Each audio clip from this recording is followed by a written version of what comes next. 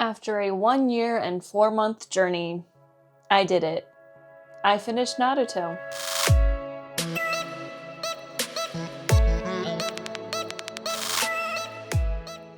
Hey, what's up everyone? Welcome back to the channel and to another video. I have my Kakashi shirt on.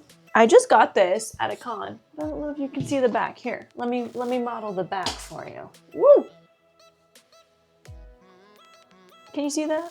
I can't tell if you can see that, but anyway, and boy oh boy, I just finished Naruto about a week ago. I have a lot of thoughts and I am probably going to make some more videos on it, but I had to talk about what got me so emotional in the show, and that of course are the character deaths. So naturally today, we are going to be ranking on a tier list all the character deaths in Naruto. And now for the record, I'm just going to throw out there, my knowledge of Naruto is the one watch through, skipping filler, and the tier list that I'm using was a pre-made one, so if there are deaths that are missing from this, I'm so sorry. It didn't resonate with me and wasn't here. But honestly, some of them got to me pretty hard, so I'm really excited to relive this trauma with all of you. But we're gonna dive right into today's video, but before we do, don't forget to like this video, subscribe to the channel, and leave a comment your thoughts. If you are new to the channel, I do make a lot of Demon Slayer content, but I am introducing a lot more animes, including, of course, Naruto.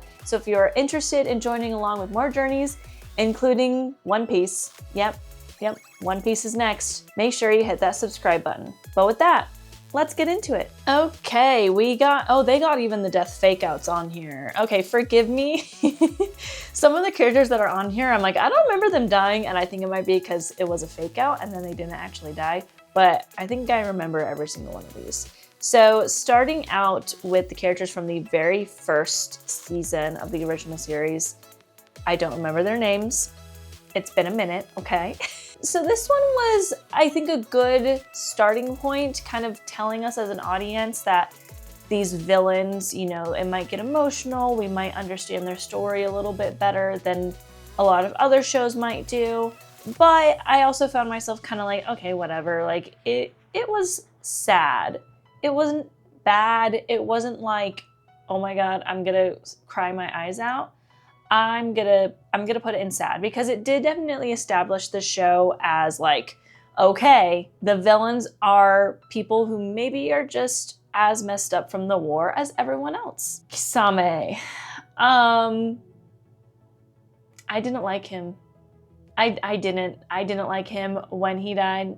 I might have said thank God. So he can go there. He had an interesting enough story. I just didn't really care for him. So many of the Akatsuki were so interesting and had such interesting stories, and he was one of them, but it just didn't speak to me like some of the others. So yeah, that one, and thank God. Okay, this is a fake out. So I think I talked a little bit about this when I did make a video about the Pain arc when I was still doing like arc to arc reviews, which I stopped doing after, not long after that, because it kind of just got into the Fourth Great Ninja War and there wasn't really a good stopping place. So I do intend to make more videos about my thoughts on things, but that might be like a Patreon exclusive, we'll see.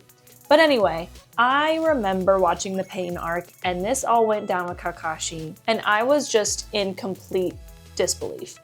One, because I was like, there's no way they're killing off Kakashi. I didn't think the show would go that route.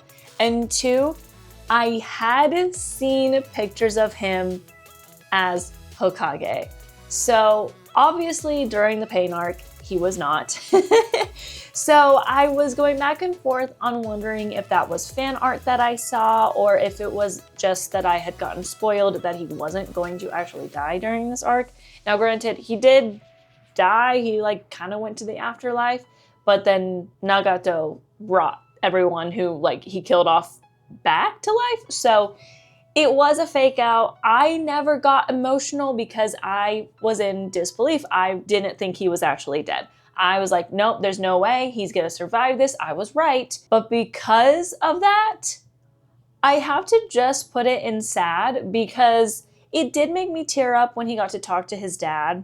and he kind of was able to, I don't know how to word it, like he was able to finally get the words out that he had been wanting to say since he was a kid, because obviously he didn't get to talk to his dad after his dad died. Obviously that's how it works. But I think that Kakashi's character changed a lot after this because he was able to kind of get it all out in the air, and his dad was then able to also go like fully to the afterlife and to Kakashi's mom, which we never really learned about. But that part made me emotional, but I never was like, oh my God, he's dead. I mean, he was, but he wasn't.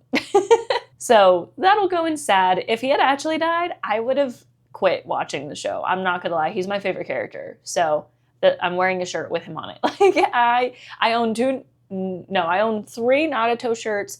2 of them are Kakashi, 1 of them have Naruto. So anyway, if you want to know who my favorite characters are, let me know. I'll make a tier list. I've already done one from the original series. I need to do one now from Shippuden as well. But I would have quit the show if he had died, but because he came back, it was just sad because he got to talk to his dad and stuff. Who is this? I honestly don't know who this is. It could be from a filler arc, I guess. I did skip all of it, but Kakashi backstory. So I'm gonna put that in May because I don't even remember. Okay. We have the first one that absolutely wrecked me, Asuma. I didn't care for his character that much. I'm not gonna lie, like he was kind of someone who wasn't really on my radar for most of the story. He was just kind of the teacher of Ino, Choji, and Shikamaru, but he didn't have much character to me, so I was just kind of like meh with him. And then when this arc started, which was the Hidan and Kakuzu arc, they started really honing in on him and what he was doing and his title. And I was like, he's gonna die. Like, I immediately knew. I've seen that writing. I've watched enough anime. I know Naruto is an old anime that follows a lot of those tried and true tropes. I knew he was going to die. But what got me was more Shikamaru than anything else. Because Shikamaru, at that point in the story, actually, he surpassed Kakashi for a moment, became my favorite. Because the way he took down, I believe it was Hidan he took down, the way he put him in the ground, literally, that was so cold. That was one of the coldest moments in anime I've ever seen. And I was like,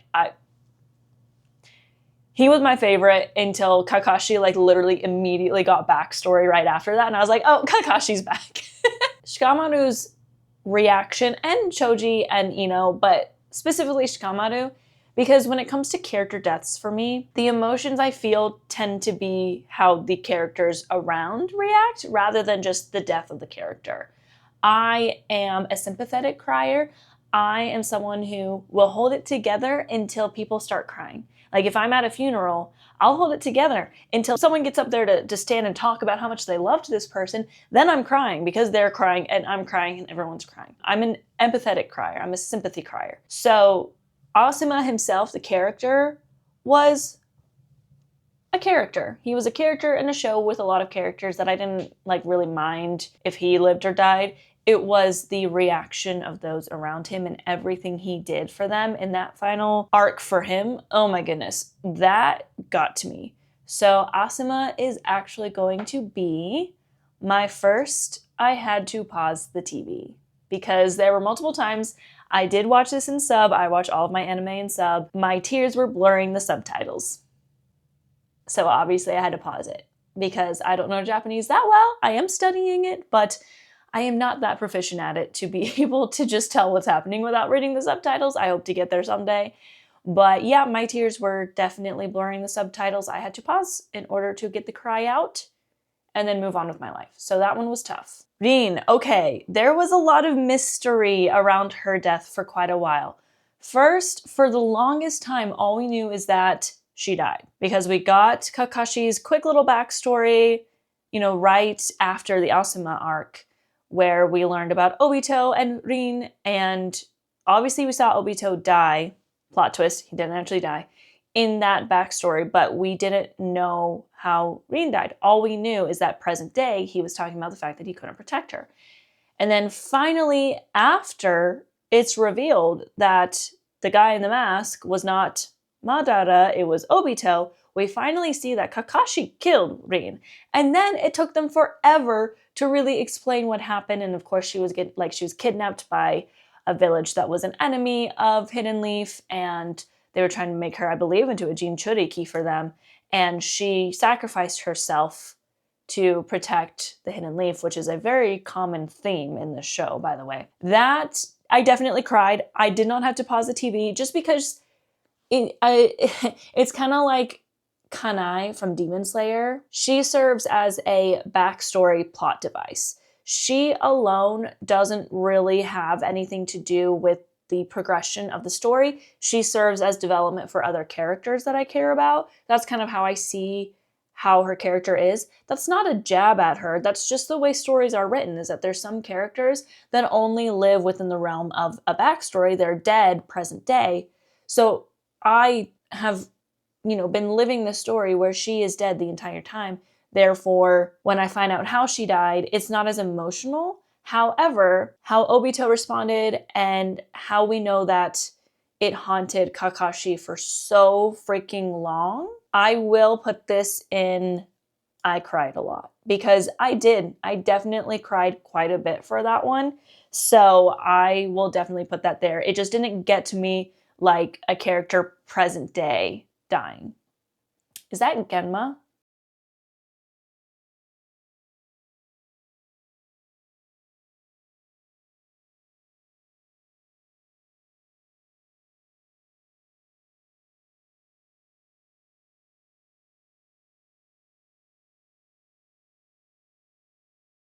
I believe this was Sasori. Did I say thank God when he died? No. It wasn't like a celebratory death, but it wasn't like sad to me. He had an interesting story. Again, most of the Akatsuki were very interesting characters, but Sasori was kind of annoying. Like, he honestly was kind of annoying the way the puppet worked and how borderline he was kind of immortal. Same with Hidan. I'm surprised Hidan and Kakuzu aren't on here. There's definitely random deaths that aren't on here, which is interesting, but oh well. I'm putting this one in meh because I didn't really care for him that much. He had an interesting story. That's about it. Third Hokage, aka Hiruzen. I didn't care for this guy. I think he did what he thought was right, but a lot of it was manipulative, and I don't think he was good as a leader. I don't think he was ever ready to be Hokage. That was one of the things that Danzo was right about, is that I don't think Hiruzen was that good of a Hokage. But that being said, I did tear up when they did his funeral and stuff, which again is because I'm tearing up for the characters who are sad about it, not because I'm sad he died. Like, he was old, and as soon as he started fighting Orochimaru, I was like, this guy's gonna die. Like, there's no way. So I'm putting that in sad because I teared up a little bit, and that's about it. Okay. This death was, would I call it a turning point in the show for me watching? No, but holy moly. So, for the record, what's funny is the picture that it's showing, and if you're not paying attention to what I'm talking about here, I'm talking about Itachi. So the picture that it has there is his first original death. My tears for Itachi came after this. My tears for Itachi came when they were explaining his story, because of course we didn't get the explanation of his story until after he died. And then my second round of tears for Itachi was when he died, the second time, when he was reanimated and he was telling Sasuke, I will always love you, forever. And he, instead of tapping his forehead, put his head to him. Oh my goodness. If this picture was that, I'd make a new tier for it. So, in the context of specifically his first death, when he officially died the first time, I actually didn't cry a ton when that happened, because my brain was still he's a villain. I did start to see, the narrative of maybe that wasn't all that was happening there during that fight, but I didn't really quite see it, of course, until it was presented to me by nice, fun exposition. So for the sake of how emotional I've been over Itachi, Itachi is probably one of the characters I'm the most emotional about in the story and have had the most emotional parts in the story, because what's interesting is they killed him off first, then afterwards we got all kinds of really emotional storytelling about him. For those of you who haven't been with me on my Naruto journey, when I talked about this arc where he died, that arc, which had 3 little mini arcs, it was Kakashi backstory, it was Jiraya's fight and death, and Itachi's death and truth, coming out about him. I gave that arc a 10 out of 10. I had nothing wrong with it. It was literal perfection. I didn't even give the pain arc a 10 out of 10. The reason I'm saying this is because I have to put Itachi in I had to pause the TV, just because the specific moment here that he died, I wasn't like that emotional. Everything that came after had me like not just pausing the TV because I couldn't read the subtitles, pausing the TV because I had to take a break because it was making me so emotional. These characters got to me, we'll just say. So I did have to put that in the top because I feel like anything less than that doesn't do justice the emotions I have felt towards this character throughout the story. Yahiko. This was pretty sad. The whole backstory of Pain and Nagato and Conan and everything that they went through, I, going into Naruto, had heard the term talk no jutsu. I knew that there was going to be some fights that were going to be resolved with talking, and I was fully prepared for that, and I was fully prepared to find it annoying. I never did.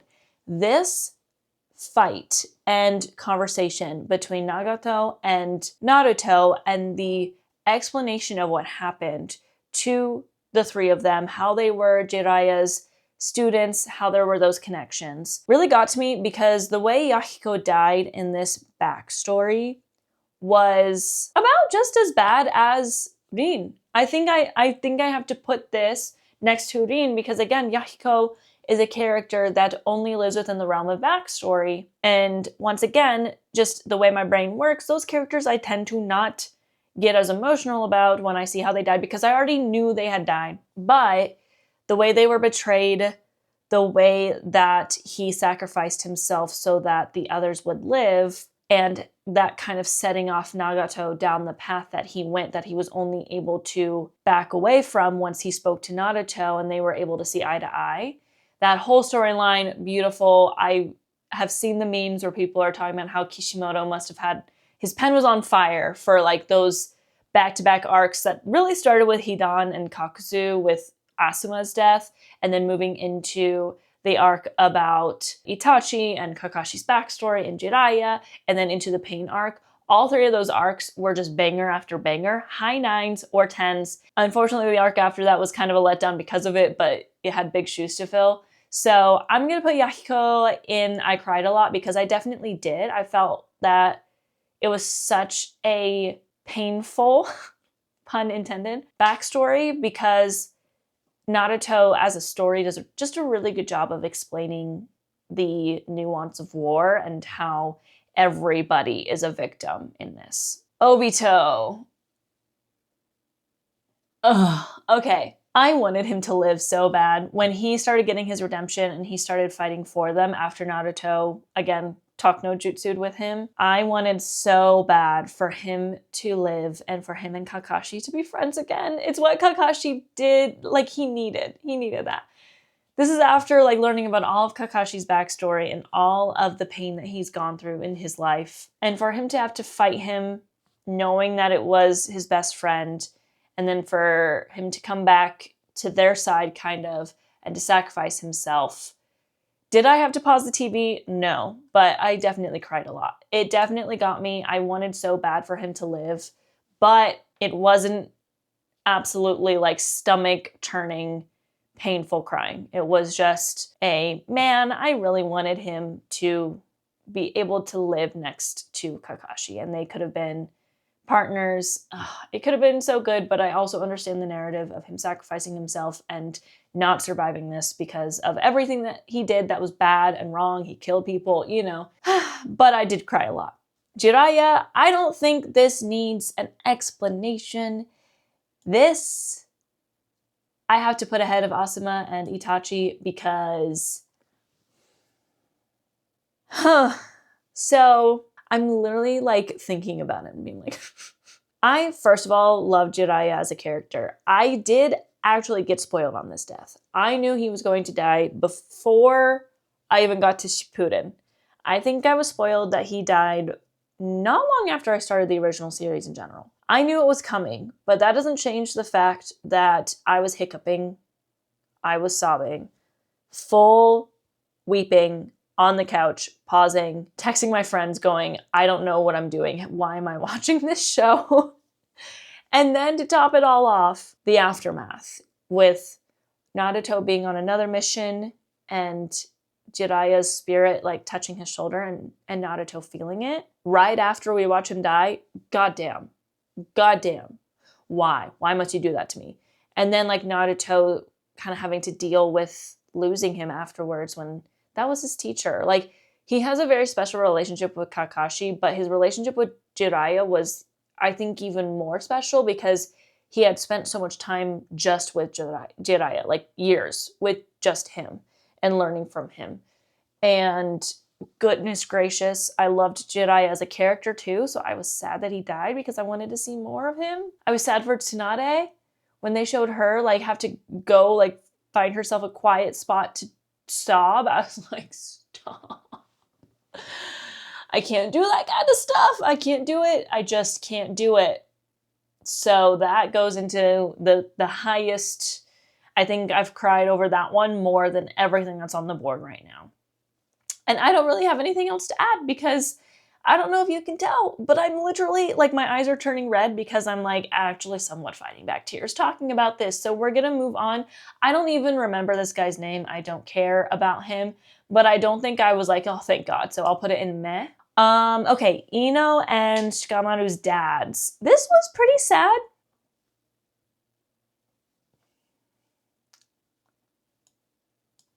That's... I liked them as characters. And I like their children, obviously, but I felt like because this one happened just in the middle of the war, it felt very just like, okay, like, yeah, they had to say goodbye. Like, there was no choice but to die because where they were was targeted and they weren't going to get out of there fast enough. So that was sad. I can't really put it in I cried a lot because I didn't quite get the feeling that I have for the three that are in I cried a lot, so it has to just kind of be somewhere in the middle. Conan actually made me mad. I was mad that she died. I wanted her to join up with the Hidden Leaf Village, or at least with Naruto. And like, I was mad that she was just kind of doing her own thing. I mean, for the record, I understand why she didn't stay. Like, she still wanted to be in the village hidden in rain. Like, that makes sense that she wanted to be where she was from and protect them still, because that was all they were trying to do. They were trying to protect their homeland in the way that they thought they could. And then when Nagato, gave his life to bring back everyone in the Hidden Leaf Village, and Conan was like, I'm now like your ally, I wanted her to have more of a story. And I think it made me mad because I felt like so many of the other characters that had this redemption and kind of turned good had more story than her. Like, she just left, and then the next time we saw her, she died. And, I really liked that fight. She was super badass in it and super strong, but I definitely was upset. Did I cry? I think I need to put it in I cried a lot because I was definitely crying, but I was genuinely upset that she died. Because I wanted more from her. I wanted to learn more about her, and I wanted to see her fight in the Fourth Great Ninja War along with the allied shinobi, and it just felt a little, I don't even know how to word it. Like, it just felt a little bit disappointing. She was such a badass in this fight, and she was doing everything she could to protect her homeland, and he just showed up and killed her. And I was like, okay, fine. Shisui? Is that Shisui? I think that's Shisui. We saw this happen at least 6 times in the anime, so honestly, it got a little disappointing how many times I had to watch it. And again, not as sad as like Yahiko or Rin, and also within the realm of backstory, I'm gonna put this one in sad. Because again, sad. Did I cry? No, I did not cry. I can't put it in meh because it was definitely like, oh, like that's sad how that all went down. And of course, it was a part of Itachi's story that gets to me like none other, but it was sad. Nagato, I don't know how to feel about his actual death. I like that he sacrificed himself to save everyone that he killed, essentially, in the Hidden Leaf Village. But I wasn't necessarily like sad that he died. I was like, okay, good for him. You know, like it was the ultimate sacrifice after he realized what he was thinking was flawed and what he was doing was wrong. So I think I need to put Nagato also in sad because I didn't cry over it. I was more tearing up over everyone being okay, including Kakashi, obviously, finally figuring out how he made it through that arc because I was still sitting there like, how the heck is he gonna survive this? Because he's dead, like he ran out of chakra, he died. So I was too busy being thankful that Kakashi was alive to care a ton. Like Nagato's story was beautiful and that whole back and forth was amazing. It was beautifully written, beautifully done, super emotional, but when it comes to his death specifically, it was just more of a, okay, like that seems like the right thing for him to do. Neji was like the last death, wasn't it? I feel like it was like the last major character death. I was pretty sad about this. I didn't like Neji in the original series. He was like a bully to Hinata who was way younger than him, and it just seemed very like misogynistic, the way he was acting towards her. I did not like his way of thinking, of being like, if you're not born with talent, you'll never get anywhere. And I know that obviously he grew from that, and that's character development, and I like that. So I definitely loved him a lot more in Shippuden. The problem is I feel like once he kind of learned that his way of thinking was flawed and he was like someone that I could get behind, I didn't see much out of him. Like he was just kind of around a little bit, but there wasn't much to his story after that. So I couldn't like love him the way I loved a lot of the other characters. That being said, his death still definitely made me cry. I didn't have to pause the TV though. It's like right in between that. I was very sad. Again, because of how everyone else was reacting, how Naruto reacted when he had just like promised to not let anyone die, like how Hinata did. Like all of that reaction and everything and the way it went down was very sad. But Neji as a character is outside of my top 10 by probably quite a lot. So, and again, I do understand that he developed, he changed. His mindset, he knows, was flawed and it has changed since then. But that being said, like personally, I had to put it in, I cried a lot because I definitely did. I had to put it higher than sad, but it's not something that forced me to pause the TV. Granny Chio. We've got a lot in sad. We've got a lot in I cried a lot. It definitely belongs in one of those. Her giving up her life for Gata. I was too busy being thankful Gata was going to live because Gata is my 4th favorite character and at the time was in my top 3. So I was like, no, absolutely not. We're not killing him off. So her giving her life to bring him back it seemed like the right thing to do. Obviously, she was quite old.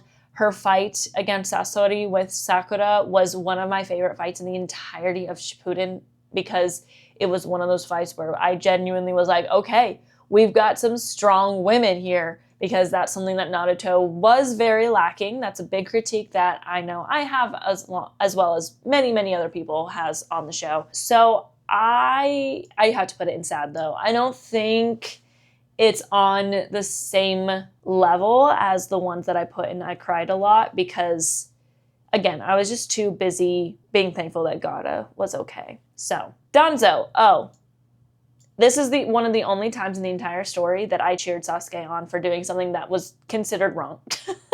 This goes ahead of Kisame too, because thank God, I made this tier. I named this tier, thank God, because I saw him in this list. And I said, that is my thank God death. I think it was right after the Pain arc. The next episode was called Danzo 6th Hokage or something along those lines. And it took me a few weeks to watch it. I literally had to take a break from the show because I was like, no, I cannot watch that after the honestly happy ending that the Pain Assault arc had. I did not want to see that happen. And I don't think he ever like officially became Hokage because he was like acting as temporary while Tsunade was in a coma. But goodness me, when he died, I cheered. I did. Danzo is probably my least favorite character in Naruto more than any of the villains. And I hated that guy. Most of the characters' trauma, most like Itachi's story, all of that, mostly his fault. So yeah, he belongs in Thank God and at the front of Thank God because I cheered when he died. Legitimately, I cheered. That's Kakashi's dad, I believe. I can't remember his name. It can go in sad.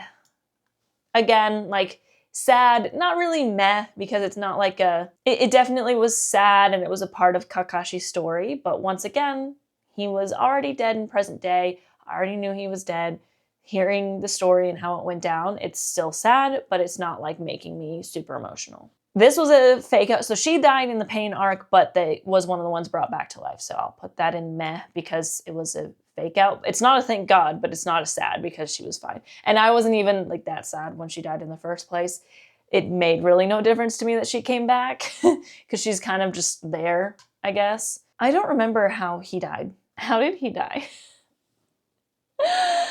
Oh man, I feel like his death was explained so long ago. I think I have to put it in meh since I literally can't remember. I can't remember how it happened. I'm so sorry, but it's going in meh because that's the only emotion I feel towards that. Because here we have our last one on this list, Minato and Kushina. And I'm going to include Minato's like second death because he got reanimated during the war and then faded away because okay, so first things first, learning their story and them sacrificing themselves and Kushina just rambling on and on to him as they die, not letting Minato get in a word, seeing where Naruto got like his silly speech pattern from, which is so funny because usually kids get funny speech patterns from hearing their parents talk.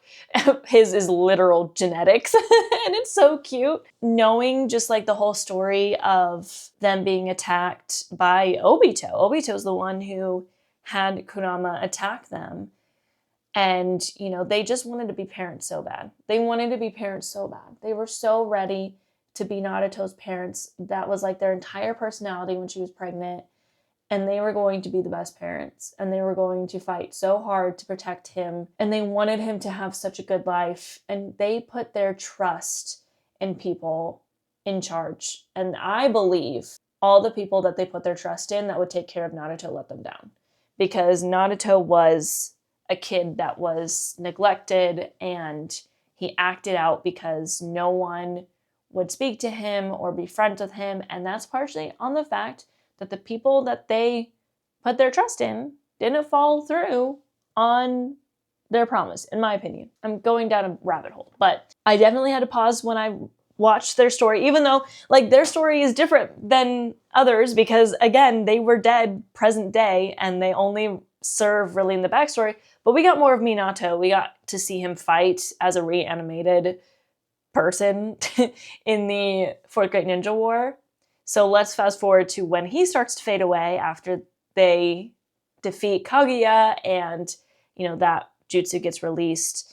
And Naruto starts rambling to him the same way Kushina rambled to Naruto the day they died.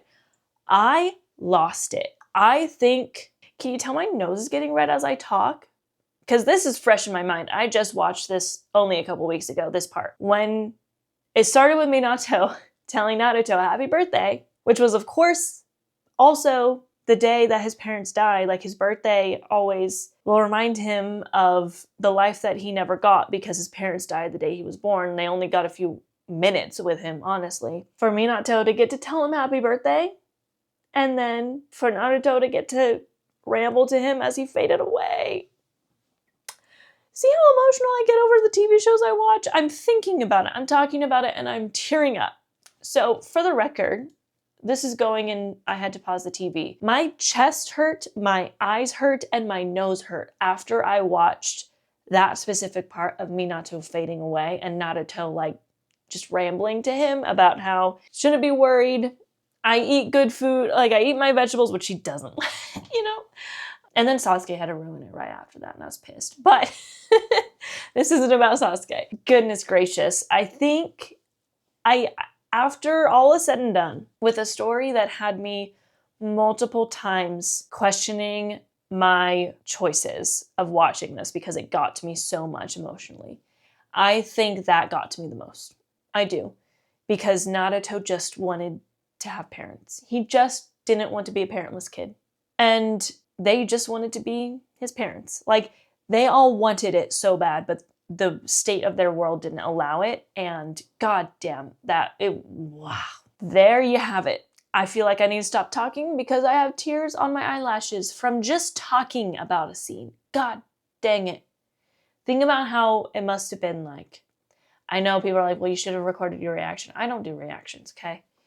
Because 9 out of 10 episodes, I just sit there and stare at the screen. If I started filming reactions and started making faces, it would be fake. It would be fake. I would be acting. I'm not gonna lie. So I don't wanna do that. That was a lot. Like I had to pause for a while because, like I said, my eyes literally hurt. They were dry. They were completely run dry. My chest hurt. My throat hurt. Like everything hurt from sobbing so much over it. So there you have it. There's my ranking of Naruto deaths. There was a lot that got to me in this show. I have a lot more thoughts. I do kind of want to talk about the ending. I feel like I have so many thoughts on the ending because it was such a long journey that I went on, and then the ending was definitely not what I expected. I don't want to say any spoilers of my opinions, but if you are interested in more Naruto related videos, I can even do tier lists about arcs, about ships. If y'all are interested in that, anything, I'm down to make content about Naruto because it's fresh in my mind. I'm also starting One Piece, so I'm gonna start to make some short form content about that, and I might post like monthly compilations long form wise. So if you're interested in seeing that, again, don't forget to like the video, subscribe to the channel, and leave a comment or thoughts. And I think that's it. I'll see y'all in the next one. Mata ne!